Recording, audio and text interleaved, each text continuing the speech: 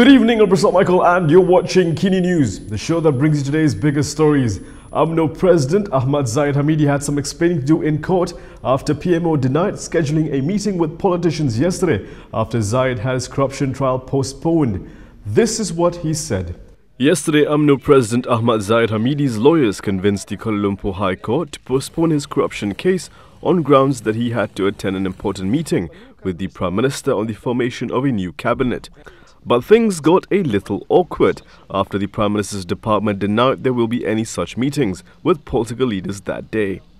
Today things got even more awkward when Umno President Ahmad Zahid Hamidi was unable to produce to the High Court a letter from the Prime Minister's department which purportedly contained an invitation for a meeting with the Prime Minister. In his explanation to KL High Court Judge Collin Lawrence Sequerah, Zahid said he had spoken to the Prime Minister's political secretary, but since he has yet to be officially appointed and taken his oath, therefore the invitation letter and the letter to explain the purpose of the meeting could not be issued by that officer. Calling the whole episode a misunderstanding, Zahid also apologized to the court, saying he had no intention to mislead the court. He also expressed his respect for the judge and court.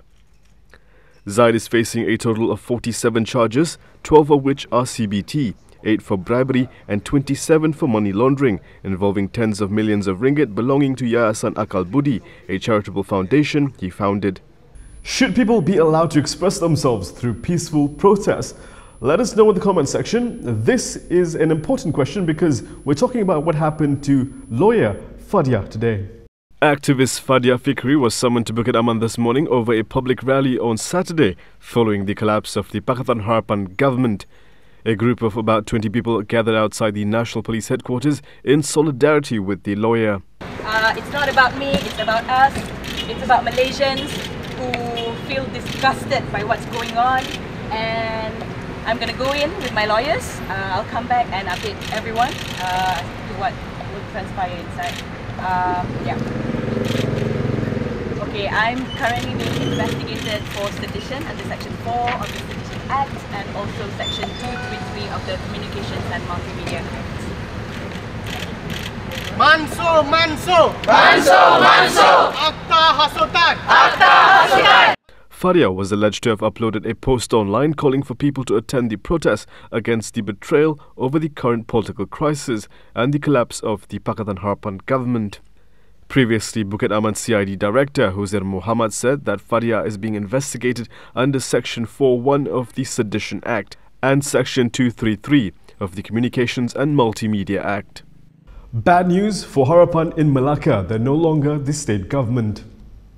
Bukit Katil Assemblyperson Adli Azhari is no longer Chief Minister of Malacca. He said he did not tender his resignation after losing majority support, but was informed yesterday evening that he was no longer Chief Minister. Adli said he had proposed for the State Assembly to be dissolved, but his request was rejected by Governor Muhammad Khalil Yaakob. Memang di peringkat kerajaan negeri sudah menjawab bahawa mereka tidak bercadang untuk membubarkan Dewan, tetapi sebenarnya bagi saya kerajaan itu tidak boleh terbentuk hanya kerana dengan tanggungjawab 3 atau 4 orang ataupun kerana isu-isu yang dibangkitkan di peringkat negeri itu sendiri. The Malacca Pakatan Harapan government collapsed last week after Bersatu and its 2 assemblypersons quit the coalition. They have band together with BN to form a Perikatan National State Government. Yesterday, 2 other assemblypersons, DAP Pangkalan Batu assemblyperson Nur Hizam Hassan Bakti, known as DAP's Hulk, and PKR's Rambia assemblyperson Muhammad Jailani Kames, also defected to support the new PN government. With so much going on, let's not forget that former Prime Minister Najib Abdul Razak's SRC International Graft trial is still ongoing. Fugitive businessperson Jolo said he had no control over former Prime Minister Najib Abdul Razak's bank accounts. This was according to Lo's statement made to the MACC when he was questioned in Abu Dhabi, UAE on November 27, 2015. The statement was tendered to the Kuala Lumpur High Court during Najib's SRC International Graft trial today. Lo said that while he may have shared his views to Najib on 1MDB and SRC International, he did not have the power to decide for others. He also denied managing Najib's credit cards and said that he did not have access to any of Najib's accounts. The statement by Lo runs contrary to the defense case, which paints Lo as someone who had pulled the strings without Najib's knowledge. Today, the Youth and Sports Ministry held a farewell party for Syed Saddiq, the country's youngest minister. He may be out of the ministry, but he's still in Bersatu. Bersatu Youth Chief Syed Saddiq Syed Abdul Rahman has vowed to keep fighting the corrupt, but he has indicated he'll be doing it by remaining in Bersatu. Maybe will you remain in Bersatu? Yeah. Let me get that done first. Okay? Thank you. Have you decided yet, or are you still thinking about it? No, I'm still in Bersatu. But you know why I'm in Bersatu? Because the struggles of Bersatu is to reject the corrupt and those who abuse power. And I believe that I will fight them, and I'll fight them hard to ensure that Bersatu rises up as a party which fight those who are corrupt, and that the Malays should never ever align themselves with those who are corrupt. What's the purpose of having temporary power but permanently have our moral conscience tainted? Syed Saddiq lost his post when the cabinet was dissolved following Dr. Mahathir Mohamad's resignation as Prime Minister last Monday.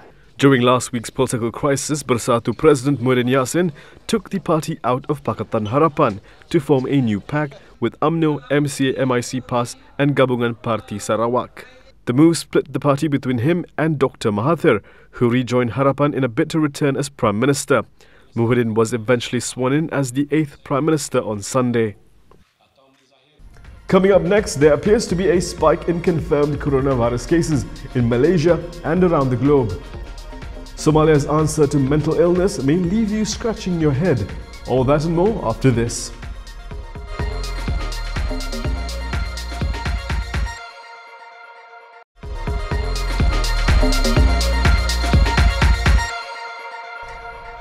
Our next story is brought to you by Blue Air. There is a spike in the number of confirmed coronavirus cases in Malaysia.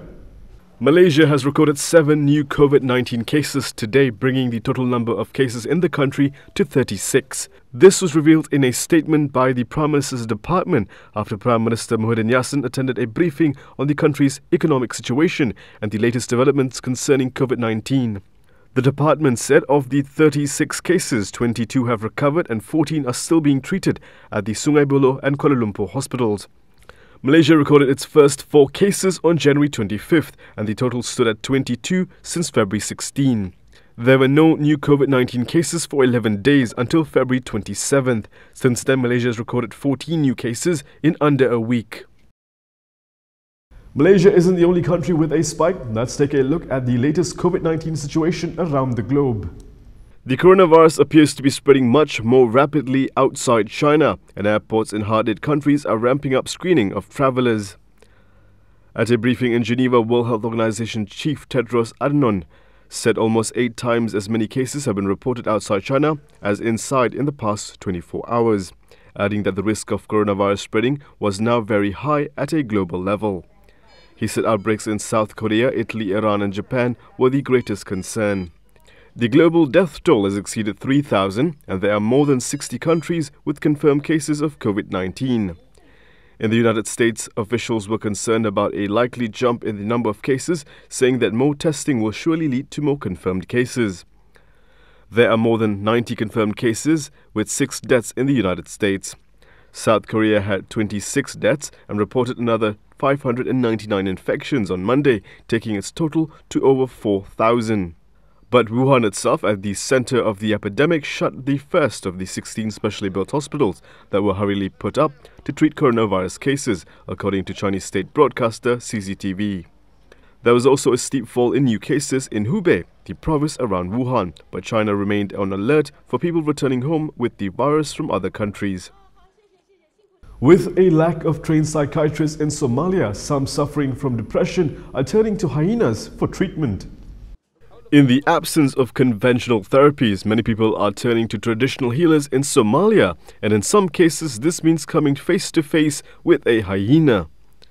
Muhammad Yaqub, who suffers from depression, is hoping the animal will frighten away the evil spirits he says have troubled him since his divorce.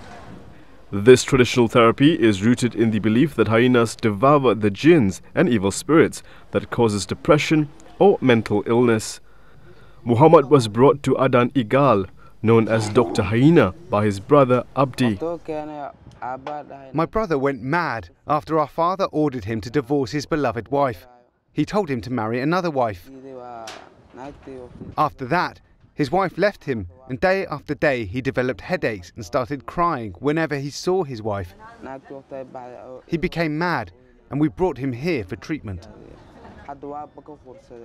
Historically, mentally ill people were locked in rooms with unrestrained hyenas, leaving them at risk of injury or even death.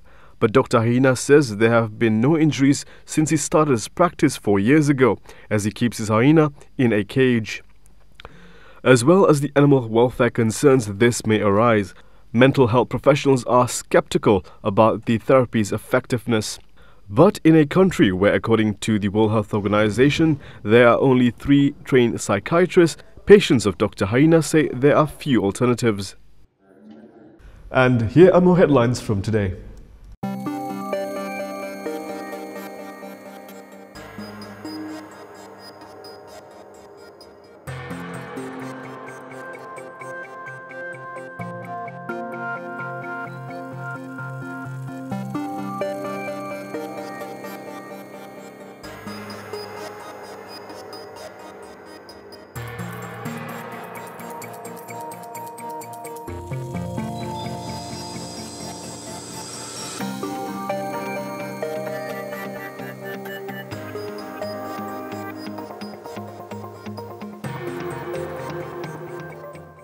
And that is all from me today. For more stories, you can go to KiniTV.com. You can also follow us on Instagram, Twitter, YouTube and Facebook for the latest news updates. I'll see you again tomorrow, same time, same place. I'm Prasad Michael. Thank you for watching.